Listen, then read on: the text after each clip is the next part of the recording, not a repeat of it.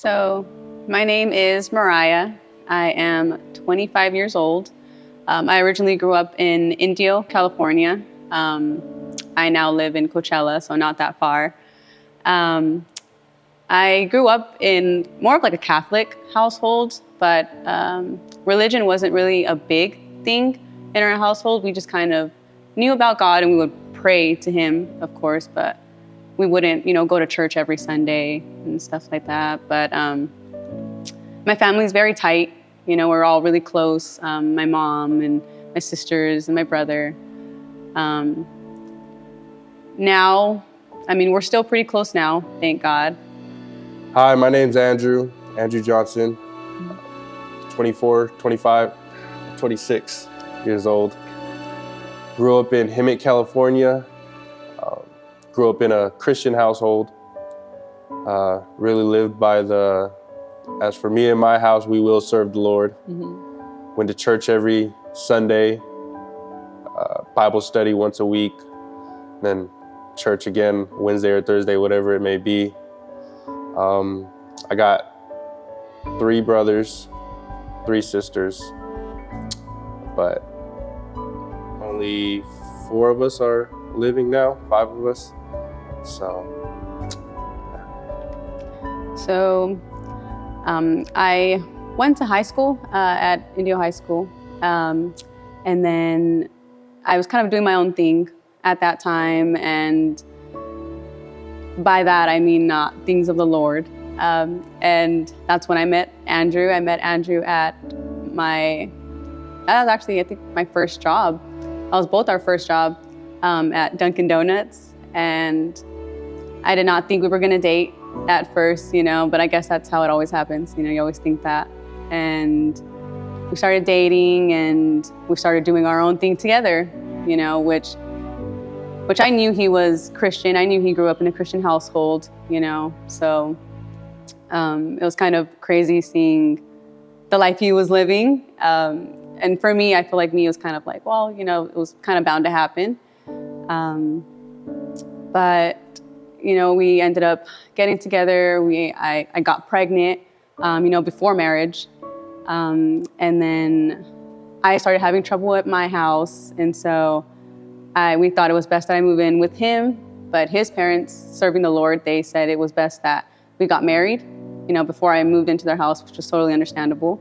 So that's what we did. We had a gunshot wedding at Victory Outreach in Hemet. Pastor Luis, married us. And then from there, you would think that would change us, but no, that we were still doing our own thing, not doing what we were supposed to do. And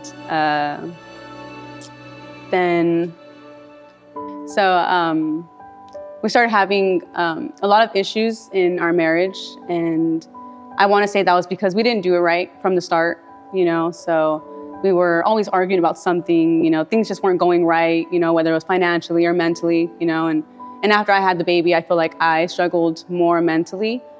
And we were young at the time, so we didn't really know what to do and how to get help, we didn't even seek help, really. We just kind of went through the motions and kind of let things happen. And then, we kind of separated at some point, later into our marriage. And thank God, we never divorced each other. I think deep down we knew, we weren't supposed to end things like that, and and God had a plan for us. So we separated and then kind of did our own thing even then, and then it wasn't until I was so broken and kind of felt like God was the only way out, which that's usually how He gets us, kind of puts us in that vulnerable state and reach out to Him. And so I knew we were gonna start dating. I was 19, I believe at the time, 18 or 19. We both started our first job at Dunkin' Donuts. I remember seeing her like, wow, she's pretty. I'll get with her and be my wife. I always wanted to have a wife and kids at a young age, so that was never out of the picture. But when I was 19, I was really lost. I was drinking, smoking every day. Started smoking at a very young age. but working at Dunkin' Donuts helped me a little bit. It gave me a little bit of discipline. Get you, when you start turning 19, 20, that's the time you start maturing, start seeing girls and whatever it may be, and you want to get older. I just remember being real lost in the motion, drinking, hanging out with friends, going to parties getting shot up. It was crazy time to be alive. And yeah, then we got together. She got pregnant, and I knew better too. Like I said, I was in church my whole life, every Sunday, all the way up until I was 18. And I decided I'm gonna go do my own thing, which most kids do when they turn 18 and they're born in the church. They always say PK is the worst kid. I'm not a pastor's kid, but I might as well be one. Parents been in the church so long. But I remember her getting arguments with her family. I was just like, hey, come live with me. Let's get married. My parents telling me, let's get married. You could come live with us. So that's what we decided to do. And like she said, we didn't do it right when we started. So we went through a lot of turmoil, a lot of hurt each other. And then, we separated for about a year and a half. And we were doing our own thing. I wasn't seeing my son at the time. See him like once every 2 weeks for a couple days. I got in like 3 car crashes within a year and a half. Crashed my car, crashed another car, hit another car. I remember going out one night, got super drunk, and then drove back home, and I fell asleep at the wheel, and I hit a car head on. And I think that was the day I realized, like, all right, I need to change. I need to do something better. But I also thank God, because my parents, just having that background, I knew exactly where to go. So I told her, like she said, we knew it wasn't supposed to end like that.